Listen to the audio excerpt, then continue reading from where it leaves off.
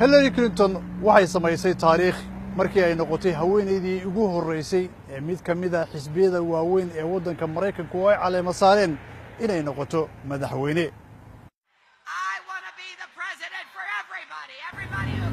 haddii ay ku guulaysato tartankan iminka socdana waxaa hubaal ah inay noqonayso gabadhii ugu horeysay ee waddankan Mareykanka oo in ka badan 235 sano soo jiray ay madaxweyne ka noqoto. haddaba gabdhaha Soomaaliyeed ee ku nool waddanka Mareykanku siday u arkaan maxayse dareemayaan waa maxayse cashirka laga baran karayo ama madaxda Soomaalidu ay ka baran karaan in gabdhaha Soomaaliyeed fursad la siiyo. su'aalahaas iyo su'aalo kaleba waxaan u weydiinay gabdho Soomaaliyeed oo ku nool magaalada Minneapolis waxayna yiraahdeen sida tan. su'aashu waxa weeyaan way noqon karaan waxaanan oran karaa inay ragga waliba kaga fiican yihiin sababtoo dumarku waa naxariis miidhan adduunka dagaal muu jiri jiree muu dhici lahayn sababtaa ma jecla dumarku horta dagaalka xasarada ma jecla waxyaabaha oo ma aragtay dilka dhaca waxyaabahaasi way yaraan lahaayeen anigu aad baan ugu food garaynayaa inay qof dumar ah inay madaxweyne noqoto madaxweyne ku xigeen noqoto habab meelaha wasiirnimada dhan la wareegaan aad baan u jeclaan lahaa waxyaabo badan inay ka qayb qaataan waliba madaxweyne haday qof dumar noqoto dagaal ma jiro taasaan leeyahay maadaama waddanka hadda aan joogno Hillary ay soo baxday oo gabadha baadhiga ugu weyn laba baadhi baa jira baadhi kamid la siiyay ee madaxda ka noqotay in dumarku leadership in general ma noqon karaan laakiin anaga hadda waddankan aanu joogno waddankan Mareykanka hadda aanu joogno waxaa la fiirinayaa waxa muslimiinta dan ay ugu jirto muslimiinta dan waxay ugu jiraa Hillary Clinton haba odagaan hadda tartamaya wax dan ah oo muslim ugu jira ma jirto qof dumar ah inay ka noqoto madaxweyne waddankan waa wax mar hore la sameeyay ahayd way noqon kartaa haddana Hillary Clinton saad wada ogtahay kursigan u ordayso waqti waxa lagu jiraa oo aad ay womanka wadamadan soo kordhay ay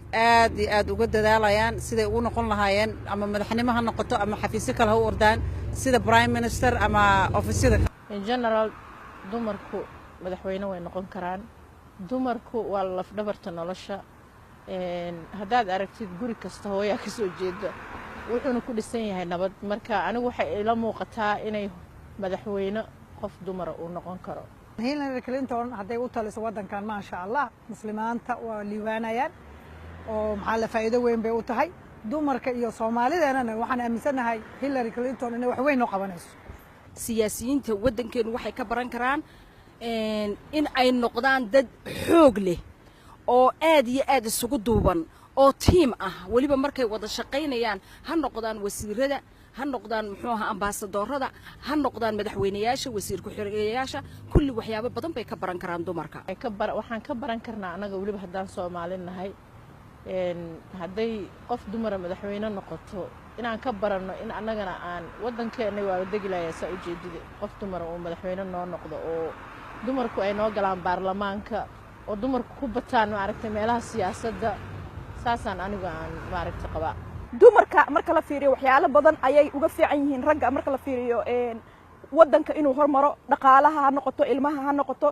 waxbarashada ha noqoto caafimaadka ha noqoto sababtoo dhibaatooyinka ugu waaweyn ee Soomaaliya hadda ka socda waxa ay ku dhacayaan waa dumarka marka gabdhaha Soomaaliyeed in la siiyo fursad ay ku galaan leadershipka oo waxyaalaha sida wasiirada oo kale iyo kulli diiniin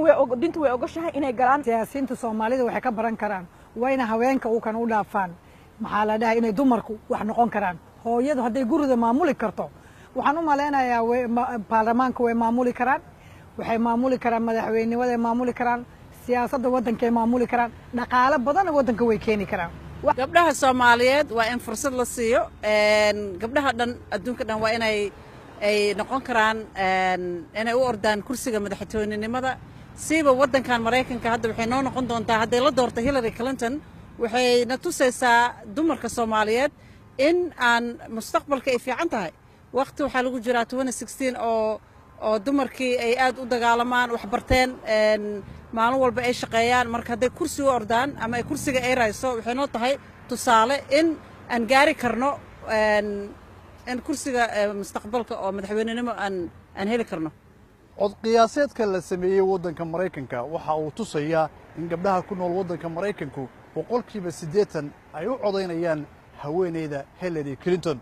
sidaasi daraaddeed ayaa gabdhaha ku nool waddanka Maraykanka waxay qiiro iyo xamaasad u qabaan inay arkaan gabadhii ugu horreysay waddanka Maraykanka oo madaxweyne ka noqota. Maxamed Xaaji Xuseen, BBC, Minneapolis. waxayna yidhaahdeen sida tan. su-aashu waxa weeyaan way noqon karaan waxaanan odhan karaa inay ragga weliba kaga fiican yihiin sababtoo dumarku waa naxariis miidhan adduunka dagaal muu jiri jiree muu dhici lahayn sababtaa ma jecla dumarku horta dagaalka xasaradda ma jecla waxyaabaha oo ma aragtay dilka dhaca waxyaabahaasi way yaraan lahaayeen anigu aad baan ugu foodgaraynayaa inay qof dumara inay madaxweyne noqoto madaxweyne ku-xigeen noqoto habab meelaha wasiirnimada dhan la wareegaan aad baan u jeclaan lahaa waxyaabo badan inay ka qayb qaataan weliba madaxweyne hadday qof dumari noqoto dagaal ma jiro taasaan leeyahay maadaama waddankan hadda aan joogno Hillary ay soo baxday oo gabadha baadhiga ugu weyn Hillary Clinton waxay samaysay taariikh markii ay noqotay haweeneydii ugu horreysay ee mid ka mid ah xisbiyada waaweyn ee waddanka Maraykanka oo ay caleema saareen inay noqoto madaxweyne. haddii ay ku guulaysato tartankan iminka socdana waxaa hubaal ah inay noqonayso gabadhii ugu horreysay ee waddankan Maraykanka oo in ka badan 235 sano soo jiray ay madaxweyne ka noqoto. haddaba gabdhaha Soomaaliyeed ee ku nool waddanka Maraykanku siday u arkaan maxayse dareemayaan waa maxayse cashirka laga baran karayo ama madaxda Soomaalidu ay ka baran karaan in gabdhaha Soomaaliyeed fursad la siiyo. su'aalahaas iyo su'aalo kaleba waxaan u weydiinay gabdho Soomaaliyeed oo ku nool magaalada Minneapolis. waa laf dhabarta nolosha haddaad aragtid guri kasta hooyaa ka soo jeeda wuxuuna ku dhisan yahay nabad marka anigu waxay ila muuqataa inay madaxweyne qof dumara uu noqon karo. Hillary Clinton hadday u taliso waddankan maasha Allah muslimaanta waa liibaanayaan oo maxaa la faa'iido weyn bay u tahay dumarka iyo Soomaalideena waxaan aaminsanahay Hillary Clinton inay wax weyn u qabanayso. siyaasiyiinta waddankeenu waxay ka baran karaan in ay noqdaan dad xoog leh oo aad iyo aad isugu duuban oo tiim ah weliba markay wada shaqaynayaan ha noqdaan wasiirada ha noqdaan muxuu ahaa ambaasadorada ha noqdaan madaxweynayaasha wasiir ku-xigeenayaasha kulli waxyaabo badan bay ka baran karaan dumarka. waxaan ka baran karnaa anaga weliba haddaan Soomaali nahay hadday qof dumara madaxweyne baadhi baa jiro baadhi ka mid la siiyey ee madaxda ka noqotay in dumarku leadership in general ma noqon karaan laakiin anaga hadda waddankan aanu joogno waddankan Maraykanka hadda aanu joogno waxaa la fiirinayaa waxa muslimiinta dan ay ugu jirto muslimiinta dan waxay ugu jidhaa Hillary Clinton odagaan hadda tartamaya wax dan ah oo muslim ugu jira ma jirto. qof dumara inay ka noqoto madaxweyne waddankan waa wax mar hore la sameeyay ahayd way noqon kartaa haddana Hillary Clinton saad wada ogtahay kursigan u ordayso waqti waxaa lagu jiraa oo aad iyo aad ay womanka waddamadan soo kordhay ay aad iyo aad uga dadaalayaan siday ugu noqon lahaayeen ama madaxnimo ha noqoto ama xafiisyo kale ha u ordaan sida prime minister ama ofisyada in general dumarku madaxweyne way noqon karaan dumarku noqoto inaan ka baranno in annagana aan waddankeena waa degilayaa saa ujeedida qof dumar oo madaxweyne noo noqdo oo dumarku ay noo galaan baarlamaanka oo dumarku ku bataan maaragtay meelaha siyaasadda saasaan anigu aan maaragtay qabaa. dumarka marka la fiiriyo waxyaalo badan ayay uga fiican yihiin ragga marka la fiiriyo waddanka inuu hormaro dhaqaalaha ha noqoto ilmaha ha noqoto waxbarashada ha noqoto caafimaadka ha noqoto sababtoo dhibaatooyinka ugu waaweyn ee Soomaaliya hadda ka socda waxa ay ku dhacayaan waa dumarka marka gabdhaha Soomaaliyeed in la siiyo fursad ay ku galaan leadershipka oo waxyaalaha sida wasiirada oo kale iyo kulli diinta way ogashahay inay galaan. siyaasiyiinta Soomaalida waxay ka baran karaan wayna haweenka uu kan u dhaafaan